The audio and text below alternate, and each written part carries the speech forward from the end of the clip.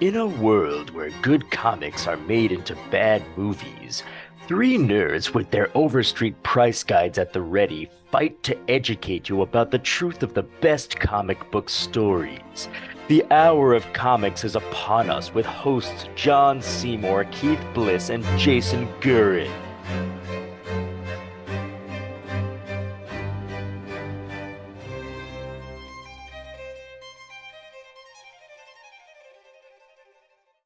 I need you to say that one more time, Dave.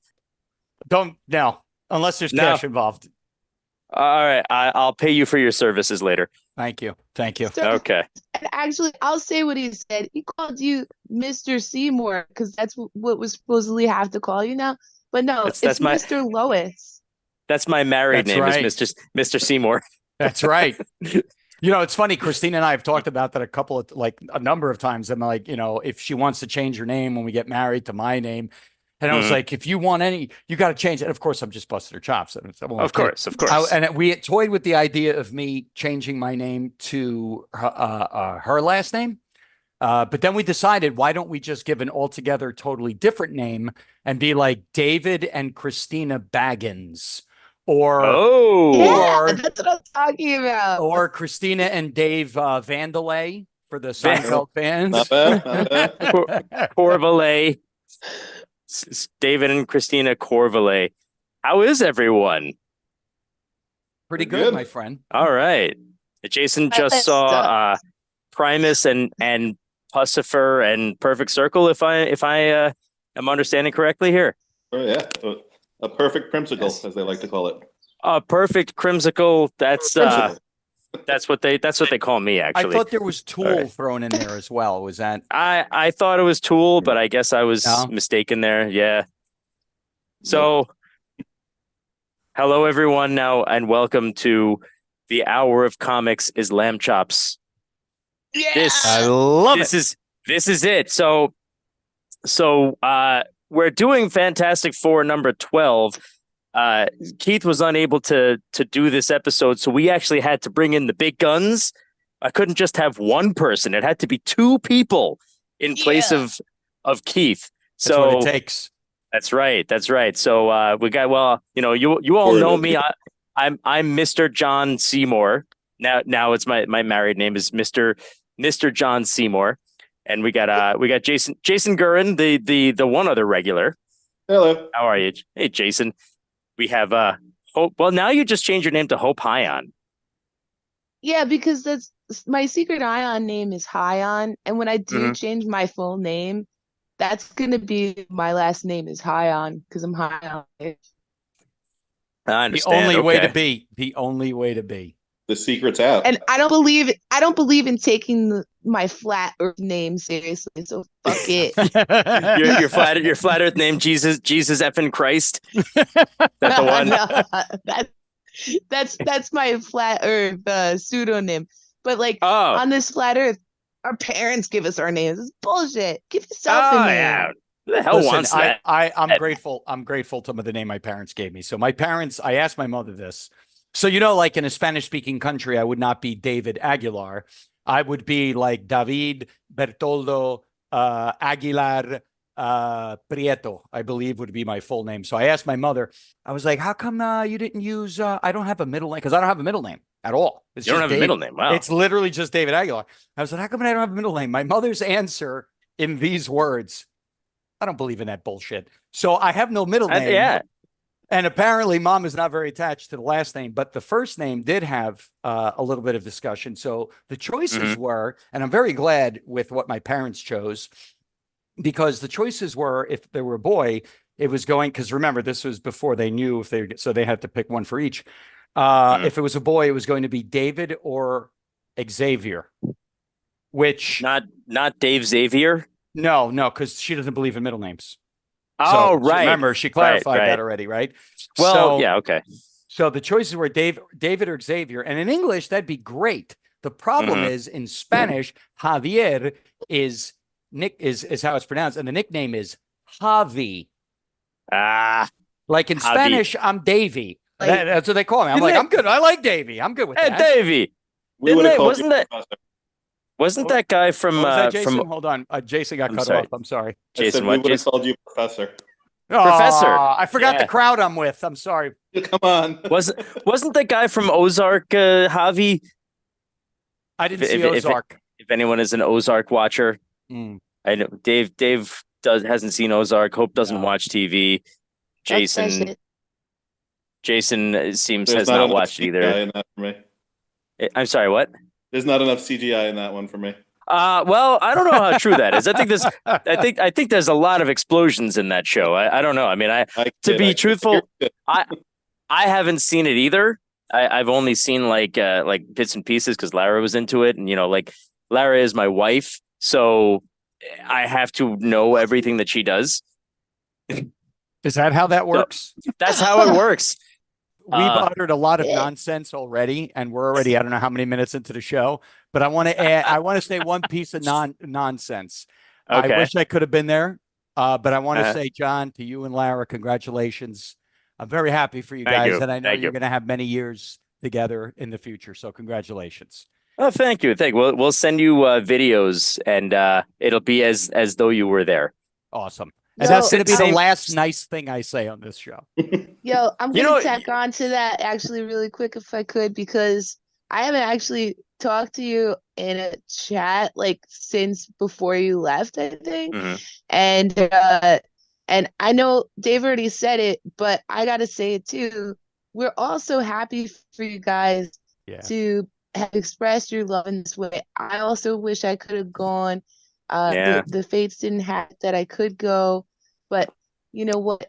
You guys, your love is the realest, the coolest, and we're just all happy for you, dude. Congrats to both of Alright. you. You sweetheart. Awesome. Got that new marriage glow going on. The new what? The new marriage glow. Yeah, that's called the sunburn. All right. All right. Well, I'm gonna edit all that out so that so there will be no evidence of you guys being nice to me. It's Yeah, I don't want people to All know right, I have that's actually feelings. good. Yeah, I don't All want right. people to start Okay. thinking I'm nice. Ugh. So we have Dave is right. We've kind of been here for about, I don't know, a half hour and just kind of been talking nonsense. But that is why Bullshit Hour does exist. This is the hour of comics is upon us with a generous helping of this podcast is Lamb Chops. And that's why we got to get the show on the road so we can get all of it spoken about. This is Fantastic Four number 12. I actually, I'm sorry to Rick Mackley once again, because I forgot to find out who wrote it. I forgot to find out who the artist was and all that stuff. But it's from 1963. I know that much. It is the only appearance of the Hulk during his original run. The only guest appearance of the Hulk during his original run. So that's kind of what makes it a sought after collector's item. I see this comic frequently in comic stores, and they're selling it for like I didn't know a couple $1,000. It's a I don't know. I mean, people have all sorts of reasons for saying, "Oh, this comic is great, and this is a good one, and this is a collector's item." I guess because it is his only guest appearance from before his original run was canceled, it's something special. And well, I also, will say I think it is kind of special because of Mhm. all the comic books that I've read that for the show. He was the only one that was like, I kind of enjoy this. It's remember a good I mentioned that to story. you a while ago. I was like, Mhm. it was actually a pretty good story. The odd part is, of course, It I is. read it like 6 weeks ago, and I don't remember Yeah. why I liked it, but I know I liked it. Wait a minute. So you read it 6 weeks ago, and did you? Please tell me you didn't read it again. Of course not. Okay, good. Please, because that is the last thing we need is for you to have read it again and know like what you're talking about. So. Are you accusing me of being prepared? Being prepared? No, never, Dave. Never. Of course not. Anyway, so this is so I've started a new thing on the show because I don't like to read off of a prompter anymore for synopsises. Is that the plural? Synopsis is. It is now. It is now. So basically, what happened is like they mistook the Thing for the Hulk, and he was like, "Hey, what's the matter with you guys?" And as it turned out, they're looking for the Hulk. They thought it was the Thing, and the Hulk was accused of what did he do? He like I don't know, like He was supposed to be ripping up weapons spots that yeah, the military set up. The military in the middle of the desert, and they're like, "Oh, the Hulk is the only being strong enough to have actually done this, so it must have been the Hulk. There's no possible way it could have been anyone else," and blah blah blah blah. And there's a whole big mistaken identity. That's how the Fantastic Four got involved. Then because green and tan are the same color. Yes. Well, you know what? Yes, they are. They are. Well, did you know that? And hats off. By the way, hats off to those people for not seeing color. For not seeing color, right? But did you know? Did you know that actually the Hulk is based on the Thing? Like the design of the Hulk is based on the Thing. Yes, so, I didn't know that. For those of you who did not know that, Stan Lee wrote this shit. As I'm pretty sure.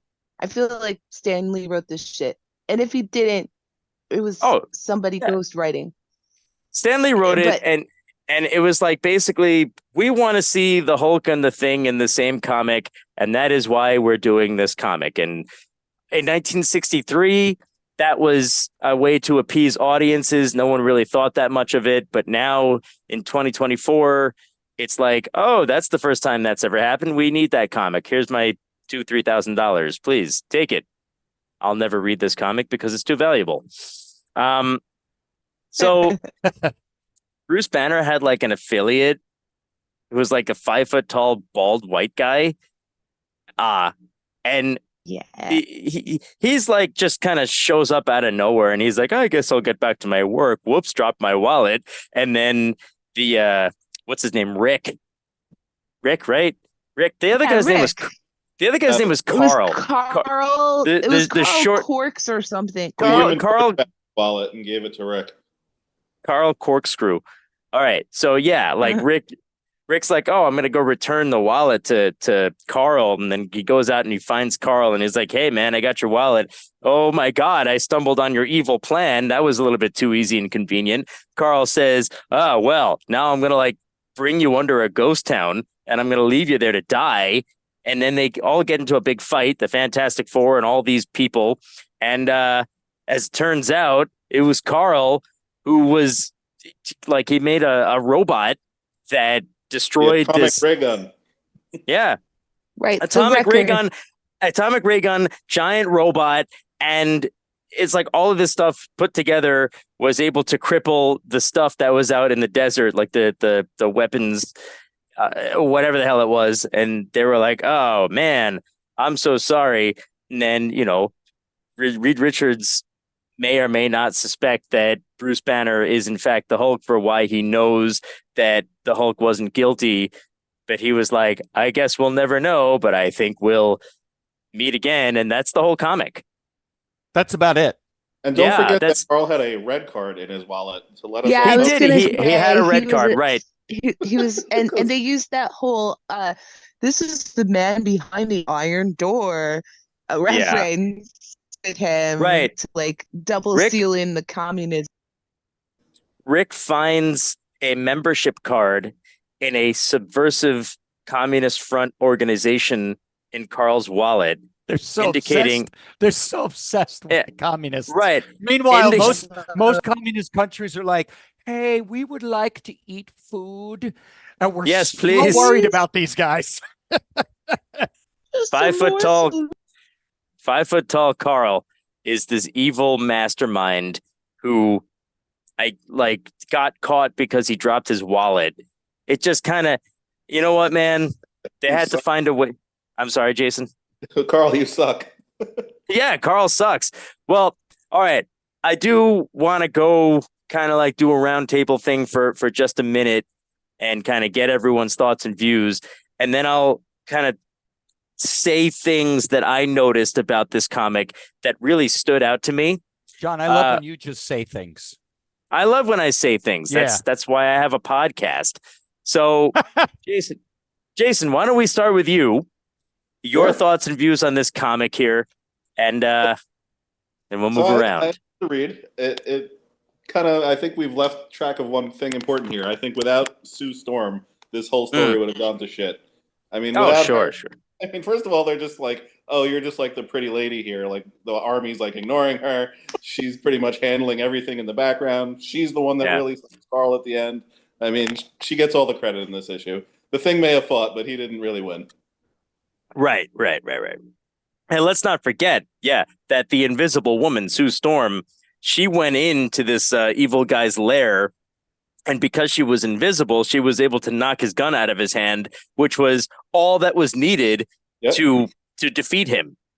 Which, by the way, how are you a supervillain if that's all it takes? Well, like I said, if that's all it takes. Like I said, these 1960s comics, they sometimes the writing is a little bit lazy, and they just say, you know what? We need to end this comic after 22 pages, so let's just have that happen. Okay, good idea. He for the does sake go of on brevity, to become a better villain, though, later in his career. What do you got? I can't. What do you have to He knock does two get guns powers. out? Well, this was his first appearance, it would seem, because we It's a didn't. magical crowbar or something like Yeah. that. Well, a magical crowbar. We as readers were not supposed to suspect him, but I'm reading this thing and it's like, okay, we're 12 issues in. Bruce Banner always has Rick as his sidekick. All of a sudden, he has this random associate. And like, we're trying to figure out who the actual wrecker is, the guy who destroyed these weapons grade plutonium or whatever. And I'm like, who is this guy that just randomly showed up? Am I supposed to actually trust that he's on the level? He's just there, and then he excuses himself. He's like, well, you guys seem to have this all under control. I'm going to go back to my work. And he can't get away fast enough. It's all very suspicious, but it's all charming because it's 1963, and everything in 1963 is easy. It's so convenient. Everything is Right. neat, right and wrong. Oh, yeah. Very clear. If you're white, you're right. If you're not white, you're not, and that's all it was back then. Right. So, If you're green or tan, you're wrong. Although to be fair, Stanley, in his work, that it went. I can't accuse him of that. Okay. That's true. No reality. Yeah. You can't accuse Stanley of that. He was definitely a product of his time, and you see things like the communism and Americanism and all that stuff. But you really, he was, for his time, far less racist than he should have been. Then he should have been, right? Than he should have been for the context of his time and place. So I take that back about Stan Lee, by the way. Okay.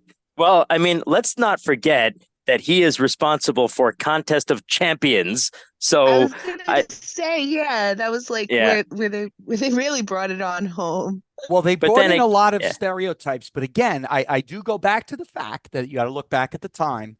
And I'm not a fan of revisionist history, but I do hold people accountable for the things in the past. Like a lot of people, you hear a lot of people, oh, George Washington was a slave or he was an evil villain. You have to put him in the context of his time.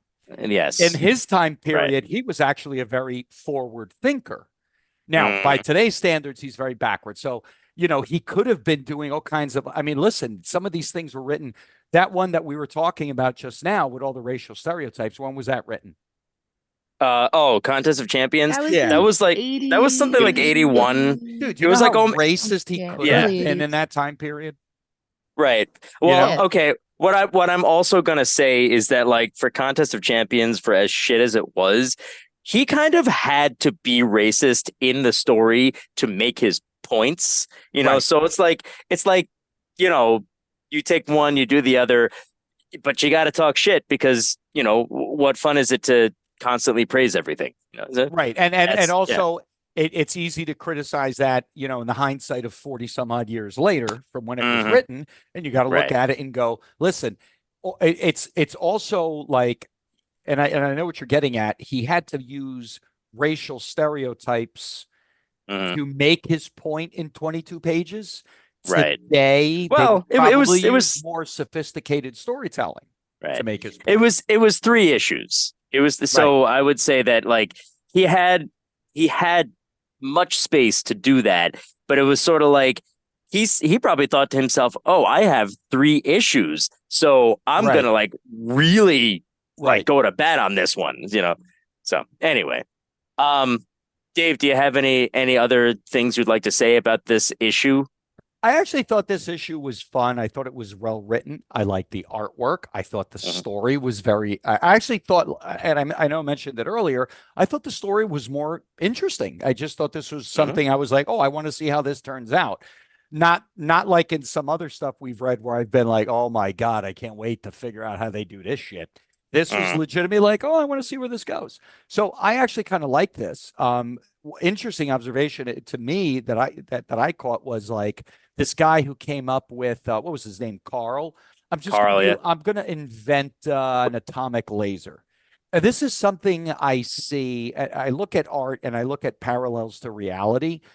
And I think about if in the real world, this guy would just be Raytheon or Lockheed Martin.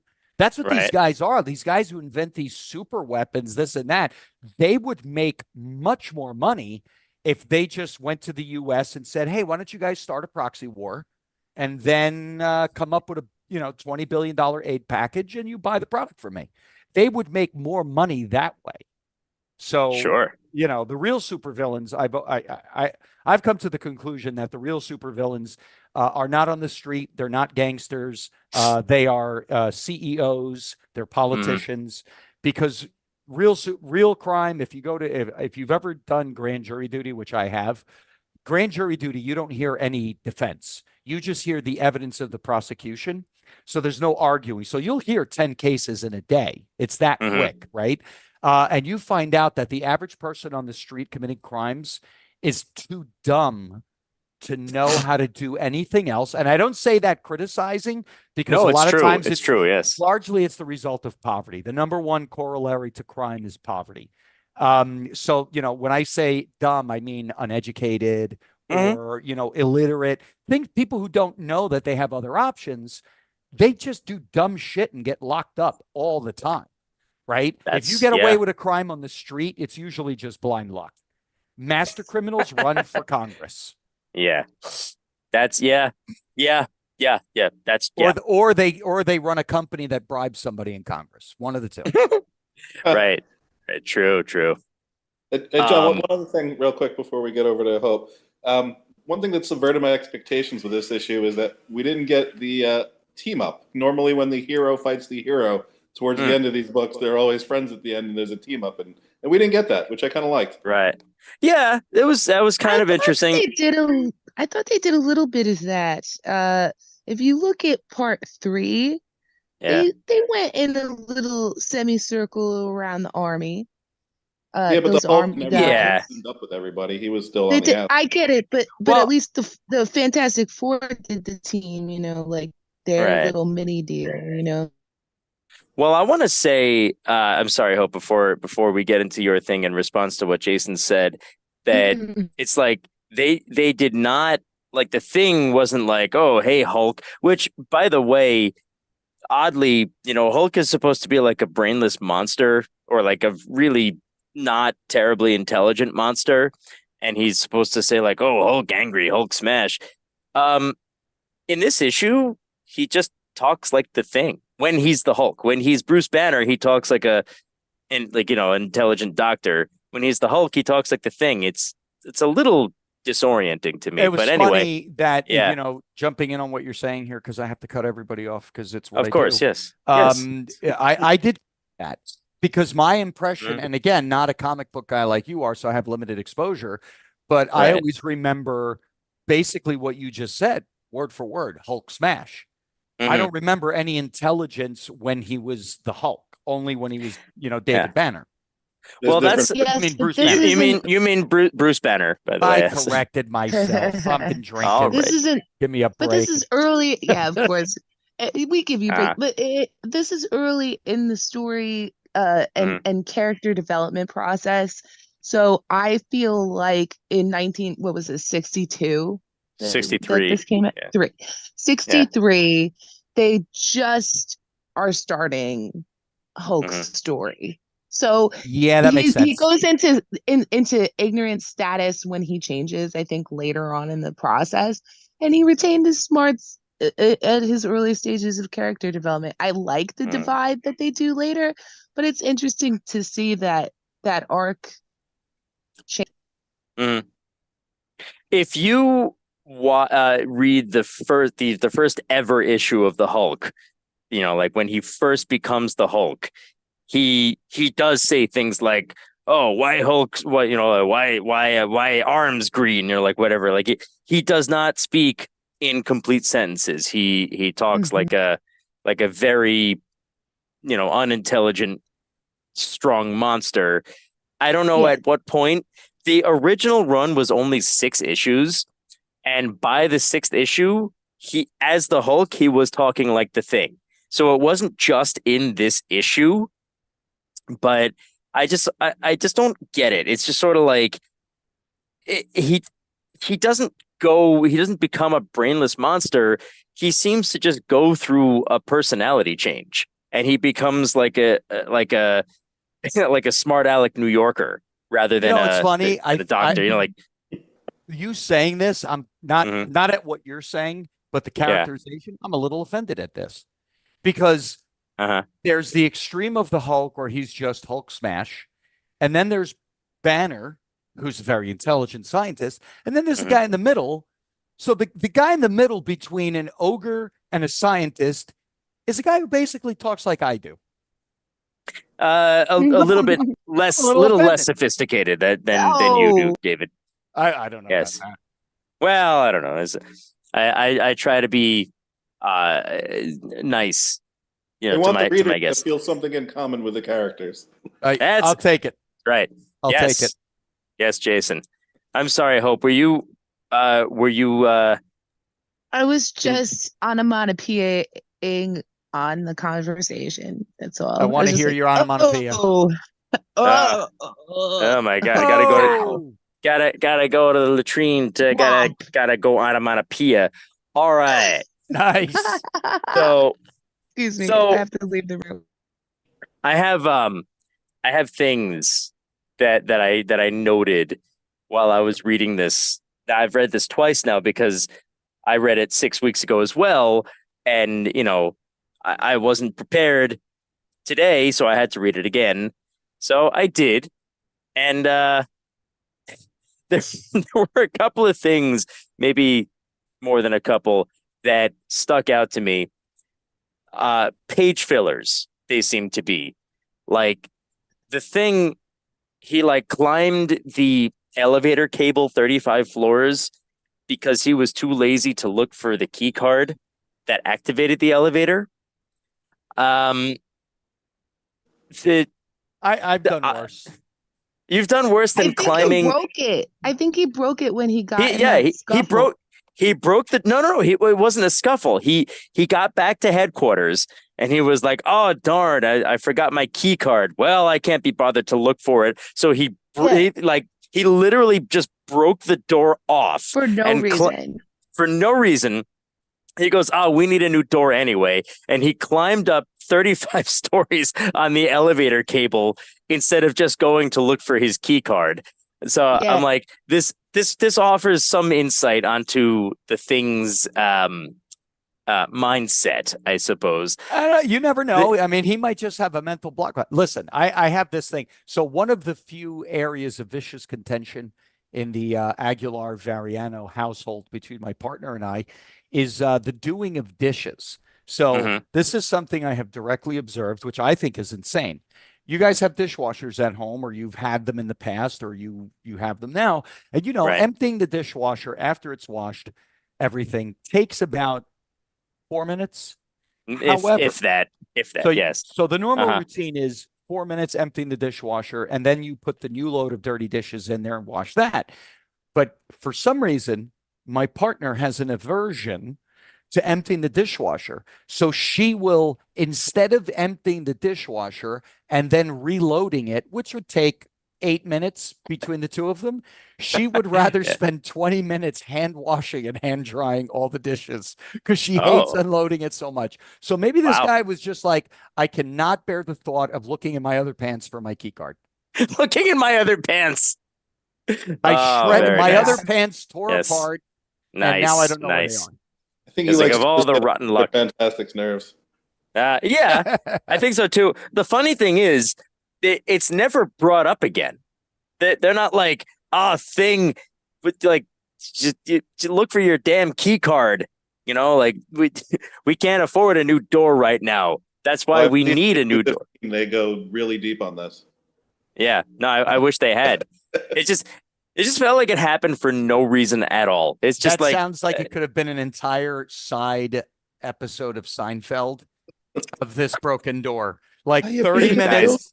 Well, not 30 minutes, 23 minutes and 7 minutes for commercials, but 23 minutes of getting into, you broke the door. He's like their Kramer. Yeah, he's the Kramer. He's the Kramer. He's the Kramer, but like dangerously strong. Why is this guy breaking all the doors? I think I misunderstood. I think I misunderstood you when I was talking about onomatopoeia. Were you asking me for my take? For your take? Yeah. Yeah, I said, did you have anything else that you wanted to say about the comic? I did. I will talk about it when you're ready. But I realized once you started going on your rant that you meant something other than about, like, I was interjecting at the time. So tell me when you want me to do that. And I want you to do that right now. I want you to talk about your take on the comic. Okay, I will do that then. First of all, I compare this in my mind to the some of the 60s graphic books from X-Men, because it's the same art era, and I have to say, in comparison to the X-Men art, this is actually for early 60s better in my opinion. It's more developed. The use of color is really, really good. They use a lot of interesting curvilinear lines and movement tricks, and the things that they do with Mr. Fantastic are really brilliant for the scale and the flattening and the kinds of things that he does.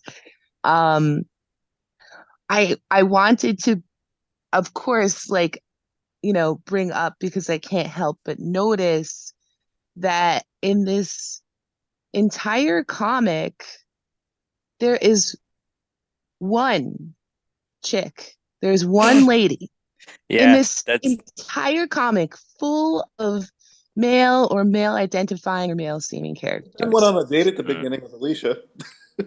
I mean, it really is such a walk on. It's barely worth a mention. But I hear you. I'm saying, as a protagonist or a main adventure in this thing, there's one chick, and she's invisible. And she's invisible. And she's invisible, and that's what she does best, is she's become invisible. She's diminutive, and the men diminish her role, and that's a sign of the times, obviously. But we're saying things like, well, you're just a pretty little lady keeping the morale up for the men. That's something to help with, God. Yeah. So well, I mean, at least we've come a long way. Can I jump in here, John? Yeah, sure. Real quick. All right. So I'm going to tell you something. So that whole notion, you're just here to be pretty, right? So a couple of years ago, I used to manage a series of bicycle stores. You guys know I'm a cyclist, and I used to race bikes and stuff. One of my employees, Pee Wee Herman come in? Yes. Nice. Yes, he did, and he bought a lot from us. So we had a young lady that worked in our store named Caitlin. Caitlin was a competitive cyclist who raced road bikes. She raced mountain bikes. When I needed advice on mountain bike stuff, because I'm mainly a road biker, I would go to her. My girl knew bikes, okay? Well, one day she's out showing a customer some bike stuff. The guy wasn't looking at any like hardcore bikes, like, expensive stuff like we ride, just like some entry level stuff to ride around the neighborhood. And then as he's talking to my girl, Caitlin, a buddy of mine who knows the customer, who's an older male, pulls up in his car. And he's like, hey, Joe, how you doing? Blah, blah. He goes, oh, Caitlin's here. Oh, you should listen to Caitlin. She knows what she's doing, because my buddy who pulled up and all of us, we used to cycle together. So he knows Caitlin knows. And he said, this fucking guy in front of my employee's face, my friend Caitlin, says, well, we all know that Caitlin's here just to be a pretty face and sell bikes. Oh, Jesus Christ. Don't get me wrong, Dave. It's not like we've come all the way. Fair. Yeah. Obvious to me, I live my life every day, and I have to deal with certain mentalities that diminish mentalities. I like it. That's right. At the bank being diminished, any possible, you think of a scenario, I'm less than because I have tits to some people. I couldn't possibly think for myself. So I'm not saying we're over this, but we have come quite, there's a lot more female video game characters these days, and transgender characters. True. And, so we have made progress. I will not diminish the progress. Right. But yes, I hear what you're saying. There's still so much left to do. And, you know what? You're right, because flip side on this is remember I sell paint for auto body shops, and we have my company has a trainer. Her name is Erin. Erin is about 26 years old, but you look at her and she looks like she's 14. Now here's where I'm going to say, you know what? You're right. Because there was a time nobody would have paid attention to her. But when I bring her into my customers' body shops to train the painters and all that stuff, it is very common for her to walk out with job offers from my customers. They are in awe of her. I've been in meetings with her with paint after working a couple days at a shop, where the body shop owner doesn't want to hear anything from anybody except for what little Erin has to say.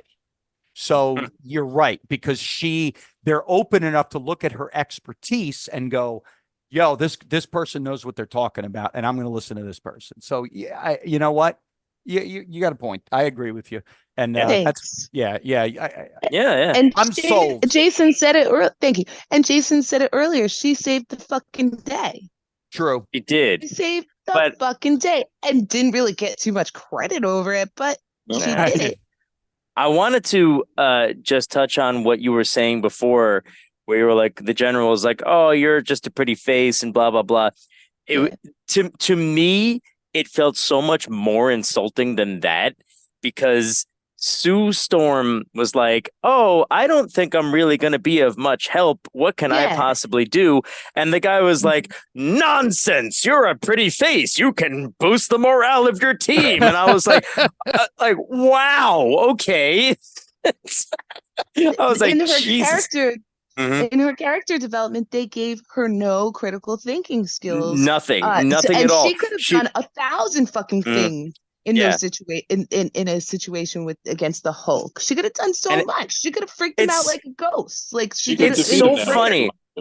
Right. It's so funny the way that and it seems that her character has been given a lot more power, a lot more usefulness through the decades. But in the beginning, it was like, oh, we're the Fantastic Four, which is really 3 men and 1 woman who has a useless power, who doesn't even have confidence in herself, because I'm just a lady and I can't do anything.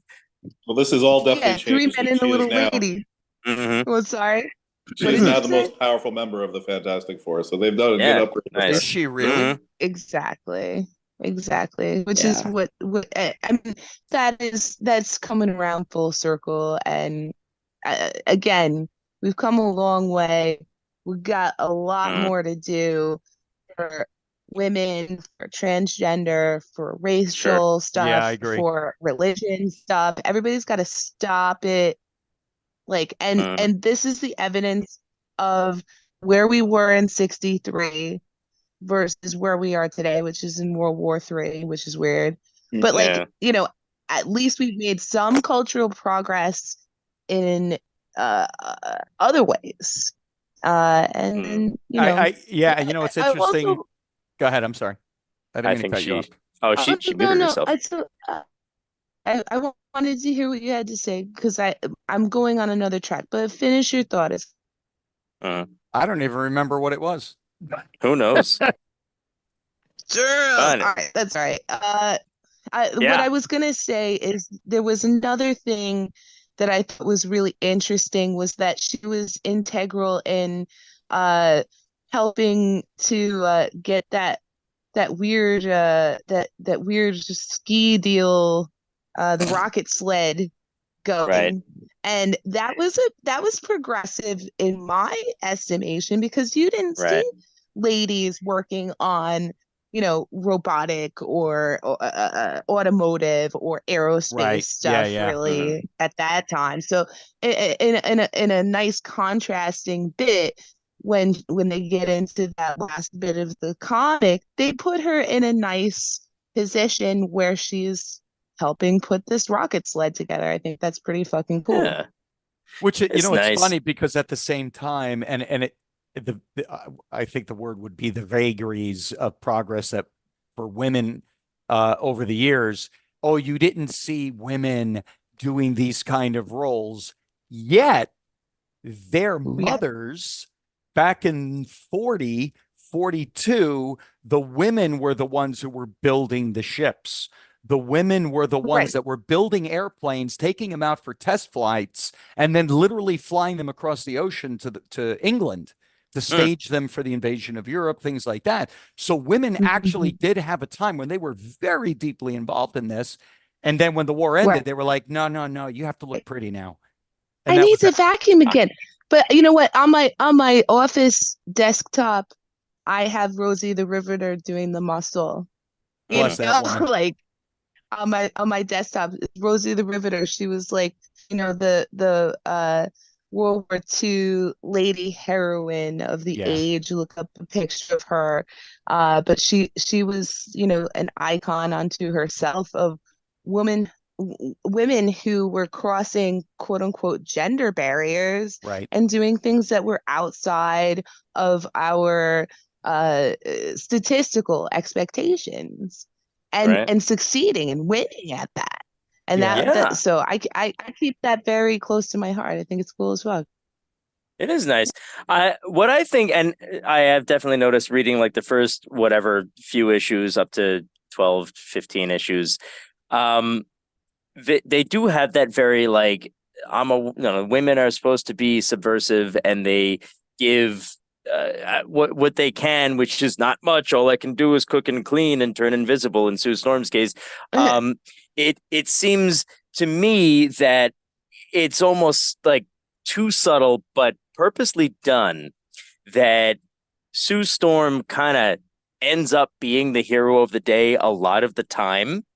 Uh, and like it almost feels like they don't want the reader to notice. Like Stan Lee said, we're gonna have this woman do something. She's really gonna be responsible for thwarting the evil people's plans. But you know, it's gonna be like a single panel, like, oh, knock the gun out of his hand. Now now he's completely paralyzed. Right. Yeah, Yeah. it seems to Stanley me. wasn't a Mhm. bad guy. He No, wasn't a no, he bad wasn't. guy. Well, He I think wasn't. he He was was. very forward for Yeah. his Hmm. time, you know, and I know Mm, some of you guys have done Star Trek The Undiscovered Country and part of that podcast. is yeah, the podcast, right? Uh-huh. So and part of the things like Roddenberry, 60s, Gene Roddenberry, who was the producer of Star Trek, also in Right. the 60s, really moved things forward while at the same time being a product of his time.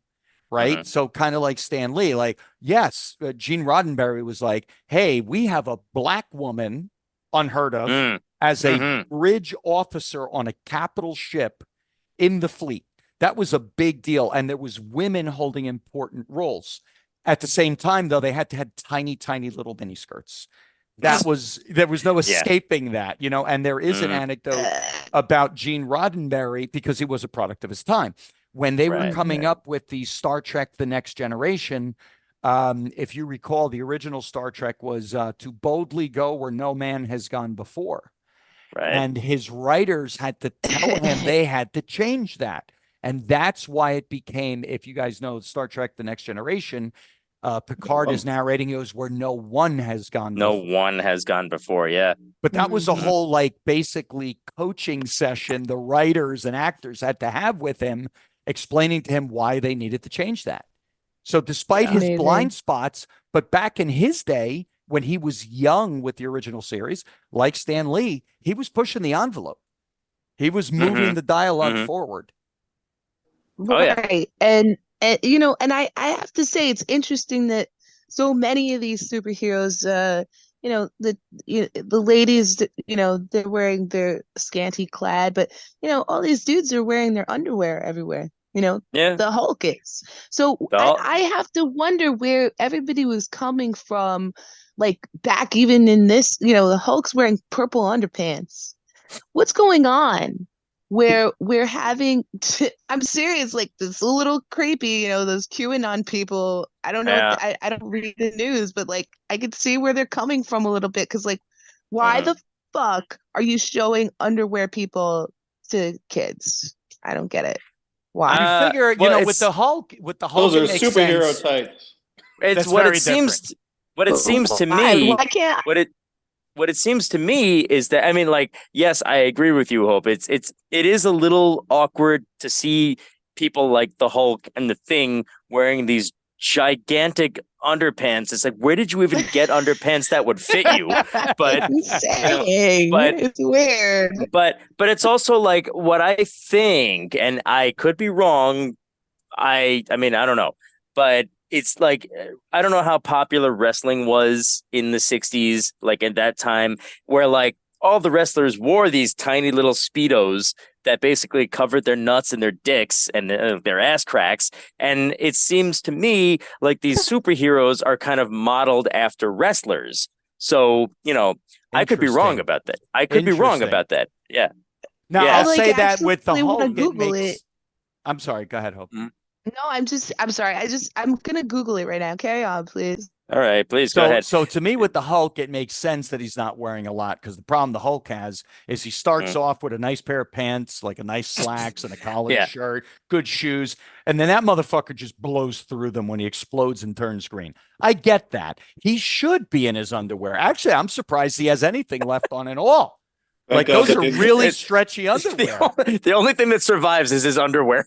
Right. They had to invent unstable molecules. That's what fixed this whole thing. Right. Just to cover just to cover the Hulk's dick and balls, they need unstable molecules. But what I don't get is why the Thing is always in his underoos, because the Thing is like, no, I planned this outfit today. Yeah, this is what I got. The Thing, for, I don't know, whatever it is, anytime he's seen standing next to a human character, he like towers over them. He's probably like, I don't know what, 9 feet tall and as thick as he is tall. He had to have underwear specially designed for him, and it's the only thing he wears. Well, other than a trench coat, right? That's so. And I mean, and isn't that somehow typical for a man wearing a hat, a fucking fedora, and a trench coat with nothing on underneath? And he's like, I lose my trench coat. Now I'm going to beat the crap out of all of you with my giant underpants on. I've seen some movies that start that way. Hey, you know, that's it. There's like reasons. There's reasons. I have one reason. Underpants on tights were signifiers of extra masculine strength and endurance in 1938. The Cape Showman, like boots, belt, and skin-tight spandex, were all derived from circus outfits and helped emphasize performative, even freak show-esque aspect of superheroes, in this case Superman's adventures. So I get it, but also like it seeped past Superman wearing freaking like body tight clothes, underwear on the outside of clothes. Yeah. I mean, I personally I run a burlesque from time to time, and I dig it, but I'm an adult Like, Yeah. I guess I don't know. I don't. By the way, hats off to Uh, Hope for channeling her inner Ken Radner right now. There it is. Did you There catch it it? is. You caught it, right? Oh my Well, God! The which daytime. which part? Which part, Dave? When she brought us into a sensible thing about the history of the comic and the You're art form and welcome. the yes, clothing, You're welcome. that was yes. very Ken Radner. You're Ken like, would be I'm very gonna proud Google of it. you, Hope. All I right, had let's to do it. Thank you. let's channel Ken Radner one more time. I'm the professor of all things. What do you I'm- need, Jonathan? I am the professor of all things in, genius. I am bald on Yes. top and incredibly hairy on the face, and that's that. Now, I want to sort of like wrap up the discussion with my list of things that I noticed of this comic, because there was a fuck ton going on here. Hope you actually you brought up one or two points that I had actually noticed. One of them being that Sue Storm said, I'm useless. No, you're pretty. You can boost morale. That was one of the things that I brought up, and I was like, damn. And I said it out loud to Lara. I was like, this is the most sexist comic ever. And she's like, yeah, that's what? how I felt. So Yeah. I said that out loud, and I was like, okay. But there were some things that were actually not sexist that I noticed too. Which now in the beginning, they're like, how do we even know the Hulk exists? Now, is that a thing? Is that like a thing, like Hulk is not seen by many of these characters and they don't actually believe he exists until they're able to see him in person, and then like, oh my God, I don't believe my eyes. This thing actually exists. Does anyone know? Jason, do you know? No, not offhand. I would just imagine just like Yeah. early on in the stories, they just hadn't run into each other yet. So everybody's a Right. mystery. Right. So yeah, they're just like, oh, does he even exist? I don't believe he exists. And then it actually took convincing. And they were like, okay, I guess he does exist. So we're going to have to deal with this. And Thing kept, I don't know, trying to say, hey, no, my dick is bigger than his. Shut up. Stop talking about how strong and powerful he is. Which I thought that was kind of funny, because they're basically the same character I mean, especially in this issue. You would think the raises four an of these superpowered people would be like more open to another superpowered individual being out there. Like, right, hey, but look they at us. Maybe but this they is didn't- possible. but they didn't think that he was a hero. They actually thought that he was a villain. So Yes. They were that's brainwashed by the government to think that, though. exactly right. Always. So many people are. So there was I was trying to figure out what exactly the Hulk was accused of. There were missile installations in the desert that were sabotaged, and that was it. It was like they were like, oh, here's an example of the Hulk's work. Here's a destroyed thing, and Bruce Banner is like, well, that wasn't the Hulk. We need to get to the bottom of this. So anyway, another thing that I have to impress upon you that I believe it was Carl Court who planted that idea inside the mind of the U.S. government people.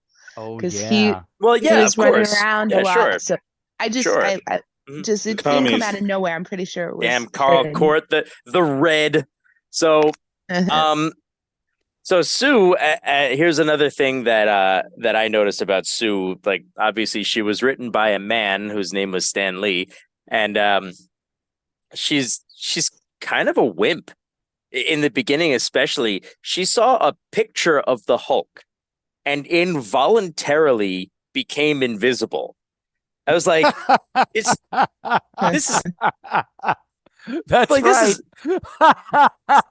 I'm like, this is a picture. You're looking at a picture. You're like, don't let him look at me. That is some straight up Victorian housewife kind Yeah, of where's- reaction. Oh, I'm feeling faint. I need smelling salts. Do you have heroin? That would help so much. Actually, yeah. And Look it up. Right. Hook me up So with we're some talking. drugs.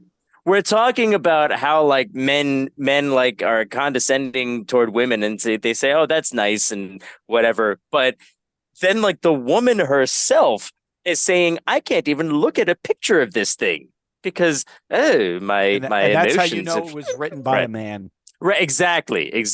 Because no woman who's ever sat through childbirth will ever have that reaction. No. I don't know if you guys have ever sat in a fucking delivery room, but I have twice. And I will tell you, after watching that shit, nothing phases you. No. Listen, I ain't been through no childbirth, but I will tell you one thing. I ain't scared of motherfucking shit. I've been there. Shit, man. Yep. No, man. I ain't scared of shit. And by the way, most women aren't. It was just the way men wanted to picture them. Mm-hmm. Yes, and they wanted to mold us into their idea of what a woman should be, which is no one's job. It's not my job to tell you how to be a man, and it's no one's job to tell me how to be whatever it is I identify as today, which happens to be a chick. But if you know what I mean? But this is a tomato, a fucking killer tomato, and I will attack you in the future. Oh shit! God, all right. Dang it. Oh man, well I will say this: Hope is definitely the toughest broad in the world. So hats off to you. I wouldn't fight her. No, absolutely not. No, thanks. With those boots. So another thing, there's a couple more that I wanted to bring up before we start rambling on again. Fan mail was incorporated into the story, like real, actual fan mail.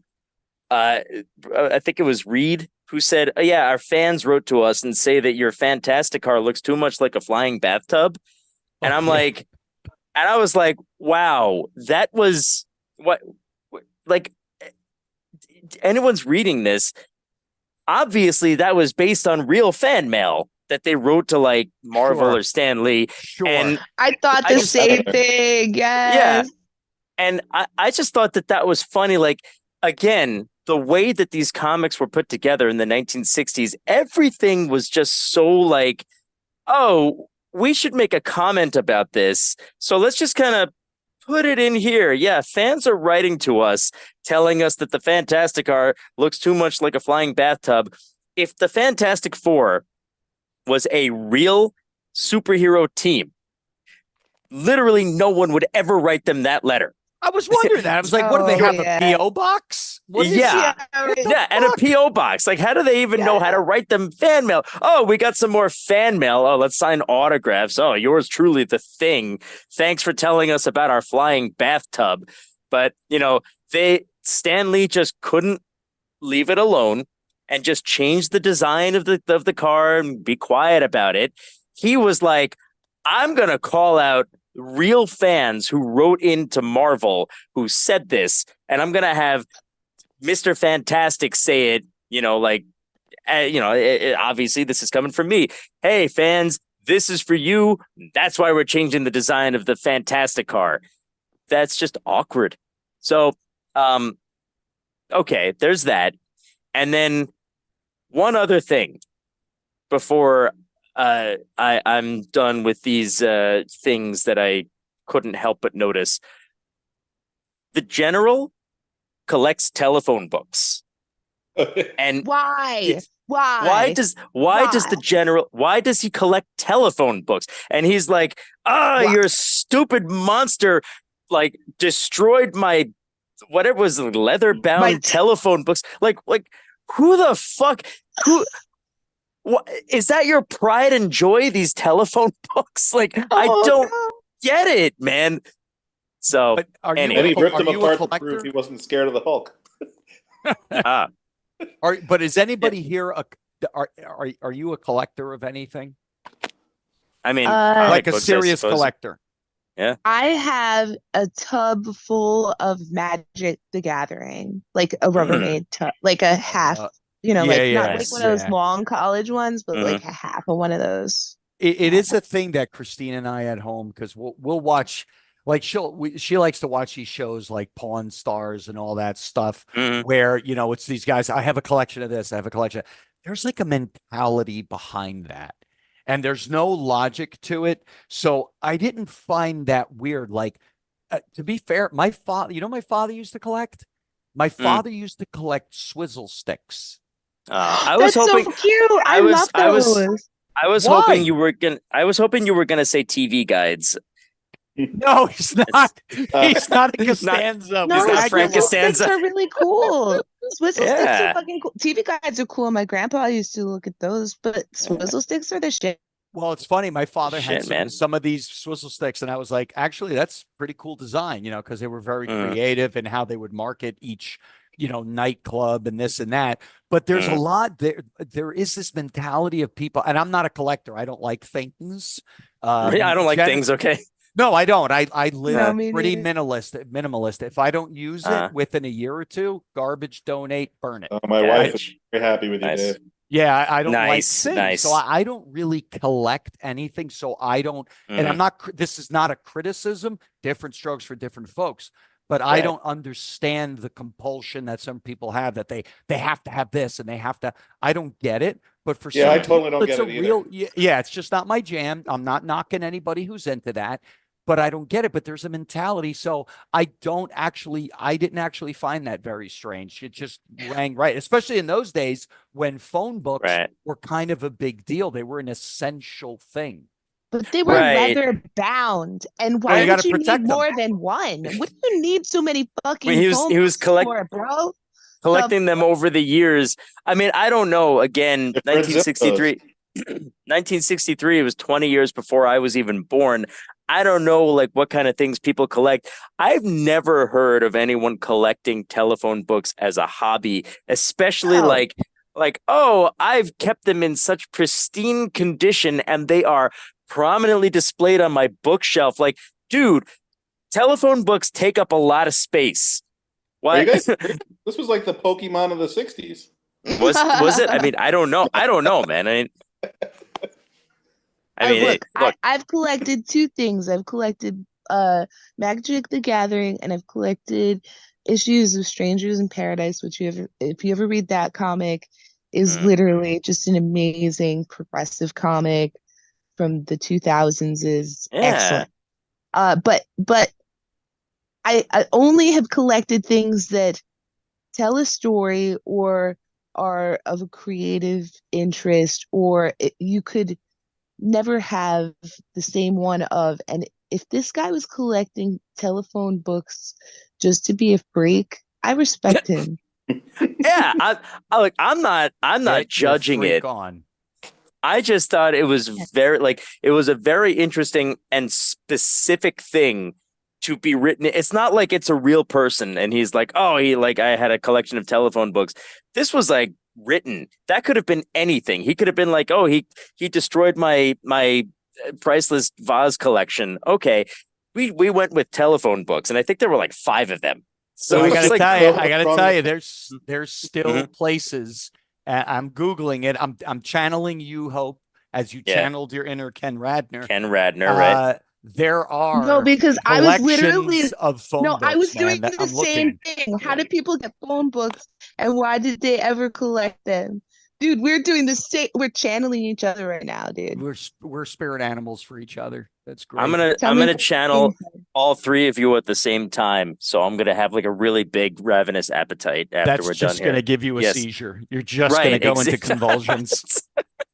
That's the only outcome that can happen. They're like, I hate things, but I collect Pokemon cards. And I have a basement filled with what? I'm sorry, Jason. What do you have? Like 50,000 comic books? Holy shit. Maybe in the 30,000s. 30,000? Okay. Oh my God. Yes. Wow. No, Jason. Well, I was Jason, kidding when I said I don't understand collectors. Right. And I also know why you said your wife would agree with me. Well, my wife would love you. Jason is the person I know in real life who has the biggest collection of comic books. I've never met you, Jason, in person. I still have to come to your house and look at your dungeon of comic books. Come see my wares. I will have to see it because you have the new ones and you have the old ones, and it's like, okay, where do I start? Where do I look? But I'm gonna have to. Pretty well organized. Yeah. Oh, yeah. Okay. All right. I have a collection of comic books that takes up two sizable boxes. So, mine is a bit more modest than yours. Well, I did start when I was 7, and I just never stopped. So, John, what's the email address for this show? I'm sorry. Do you have an email address for this show? For the bullshit hour of lamb chops. For bullshit hour? Yeah, it's bshour6@gmail.com. bshour6@gmail.com, folks. Anybody listening, I would love to hear if you get back to us for the next episode we do together, John. Share with us any weird collections that you have. Like you got, I collect catheters that have been used on celebrities. Think whatever it may be. I want to hear what thing you collect. I'm very curious to hear what it is you collect. Coming from I would a guy collect that. who doesn't collect anything. So, well, I collect dust. Wow. Well, that's fine. I collect dust and liver spots, right? The people who were whether I want to or not. The people who were collecting old telephone books, they actually could make money off of them. Did you know? Prices I'm sure of it, yeah. With age. So that guy was making an investment that got bucked. Just so you know, that's my Ken Radner speaking. Oh my God, Ken Radner speaking. We have to have everybody here that appears on your show needs to get like a fake beard and a large pair of glasses so that when we're on the video chat, we channel Ken. We can really channel Ken. And a bald cap. The verb of this is radnering. We're all going to be radnering. Radnering. We're radnering. Yeah. All right. That's, you know what, man? I like where this episode went. I like all the crazy shit that was said and all the, it was nice. You never know what's going to happen in an episode, but I think it's about time to start landing this plane. So you know what? I'm going to turn my camera back on. Hey, there it is. There I am. It's weird. You turned your camera on and Jason appeared. So that's good. Whoa. Hey, everyone. It's good to see you. But hope I still don't see you. Oh, I didn't know we were supposed to do that. I was just like, I'm on the toilet. I'm sorry. no. That was like 2 episodes ago. All right. Yeah, you know what, man? Episode was lamb chops. Oh my God. Ah, man. Yeah, this episode is toilet. Okay. Hey, Hope. How you doing? All right. Well, now that we're all back in full Technicolor, that's an old Looney Tunes joke. When they showed those cartoons in the theaters in the 40s and 50s, they used Technicolor, which today they would just call color. So I don't think they would call it color. They'd just be like, it's a cartoon. They're just like, here's a cartoon. Here's CGI. We don't use pens. We use a computer. Is CGI? We use Pen 15. If you watch a Pen 15, that's such a good series, by the way. Thank you. That was such a good series. But you know what's funny? You mentioned that with the CGI. And I want so is a movie like Avatar, which to me is one of the biggest waste of time I ever had in my life. But isn't that just a cartoon? Isn't it just an animated movie? What's the difference between like Pixar makes animated movies, but good ones? But they're animated. It's all CGI. So is that any different than something like Avatar where everything is CGI? I think with Avatar, well, first of all, I think that like a good deal of the movie is actually live action. And he goes into his avatar thing when he has electrodes connected to his brain. And Avatar is done with the thing where like people actually wear green suits with light bulbs on them and they actually act out the movie. And so like that's why it kind of seems a little too realistic, but not quite realistic. So I forget the what that's called, but there's motion capture. But what you're describing, and it came up. Thank you, Ken Radner, once again. Yes, I need my big glasses. Hold on. All right, there we go. All right, I'm part Ken Radner, but I mean that's what, if you recall, Ken Radner was talking about certain animated films years and years ago. Was they did something similar? It's called rotoscope. You had live actors, and then you drew over them. I had a rotoscope. Rotoscope. Yeah, I'm still hurt. Oh, all right. Ah, boy. This So episode is toilet. My this bullshit shop. episode is toilet in the bullshit. Bullshit in the toilet. Oh God, I hope you don't have a bull in your house shitting in the toilet. That was, Actually, I I mean, hope she This does. is That'd be Ken kind of cool. Radner I do recommending that suppose you never do that. I do suppose that if there is a bull in the house and the shit is only in the toilet, that's actually really impressive. So Success. yes, Success. well done. All right. So this has been Fantastic Four number 12, at least to some extent. I think about 30% of it was Fantastic Four number 12. But it was a good discussion, and I'm happy to have done it. And this is great. The hour of comics is lamb chops. And that's how it's been. So I guess I'll start with Jason with the plugs so we can find out how to find Jason and his House of Comics. Jason, where can people find you? You can look me up on Facebook, Jason Gurin. My last name is Gurin, and I'm an admin on Comic Book Villains. Come and talk. Nice. Dave Aguilar. You can find me on Instagram where I'm basically just Dave. That's not a description. That's actually my name. It's at basically just Dave. You could find me on the Facebook where you could just find me as Dave Aguilar. If you're looking for me, you'll see my picture is just a picture of my very handsome cat with a necktie because he's a little businessman. And then if you also want to do one of my other projects that I work on, it's my writing. Aries Desk is my blog. It's you can find it at EYRIES, ariesdesk.blogspot.com. It's very depressing, so come along and be sad with me. Always a pleasure, Dave. And Hope. Yes, well, I'm one of the last known surviving members of a thing called Secret Ion, which you, Magic Ion, aka John Lois, are the drummer for. John Lois. John Lois. I'm calling it that from now on. Sorry. You know what? That's fine. I think I love that. And I'm so happy for you guys, by the way, for the 1,000th time. Thank you. Yes, dude. And also, you're the magical drummer for our Alanis band, which is called Wavelength, in homage to the music of Alanis Morissette. You can find info about that and The Dirty Show, which is the burlesque-inspired musical comedy troupe that I started from a crash this year. It's really fun. So look that up under Liquid Imagination on your gram, or and you'll see my name Hope. If you go to the Evil Face Crack, you can look me up under my slave name, Jen Woodison, from the urban flat realms of this government owns us. We're not free. Freedom is very expensive.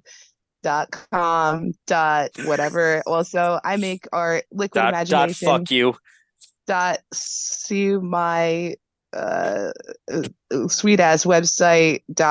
In your facial. I also write stuff. Look at my Facebook for my website, Jen Woodison. Nice. That's not my name anymore, but I can't change it because of someone blowing me into the Facebook cops for having a fake name. Then I had to give them my driver's license name. And now I can't be called Hope until the man that I left 9 years ago grants me a divorce. And I can change my name legally. Family court, baby. The always of all American institutions. Always fun. Look me up on Insta then. Thank you. So for me, I am John Seymour, JON space SEYMOUR.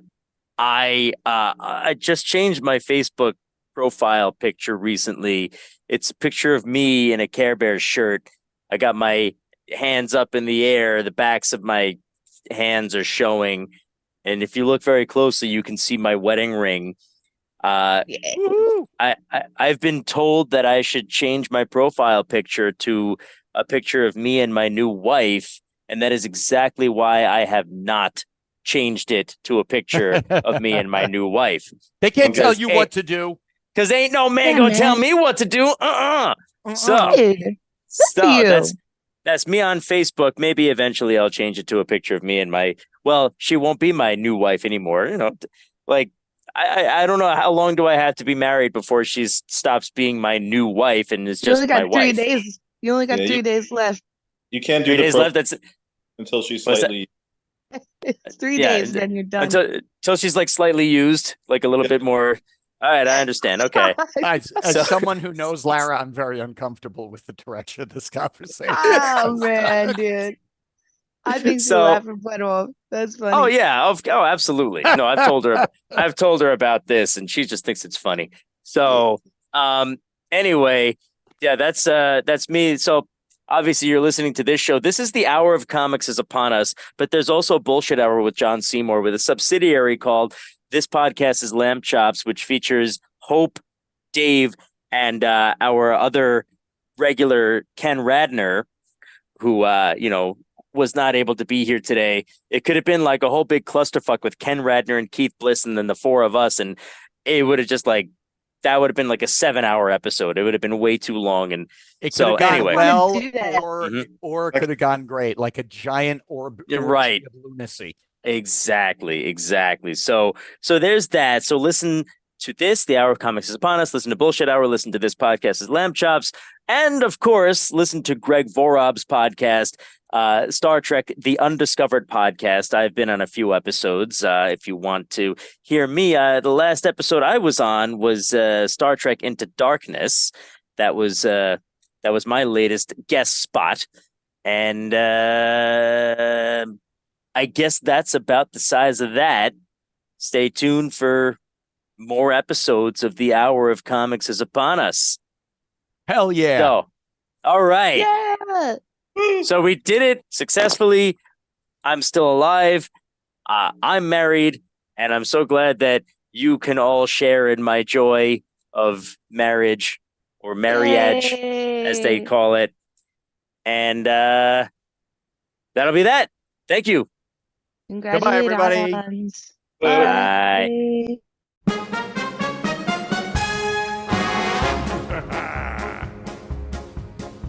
Well, a fella who goes on his very first date is usually shy and fretful, and a fella who tries for more than a kiss will end the night regretful. But a fella who waits for his girl to say when, head in the clouds, shout amen. He's the guy she'll date again. He's a shapoopy, shapoopy, shapoopy, shapoopy.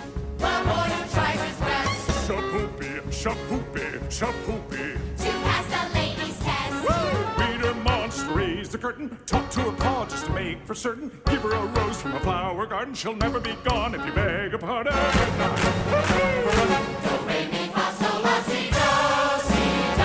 Now little old gal's a teacher who is prone to feigning spells. I carried her off to the preacher, now she hears wedding bells. Squeeze her once, tell her she's good looking. If you get a squeeze back, woo, fancy cooking. Hold her hand for a pat.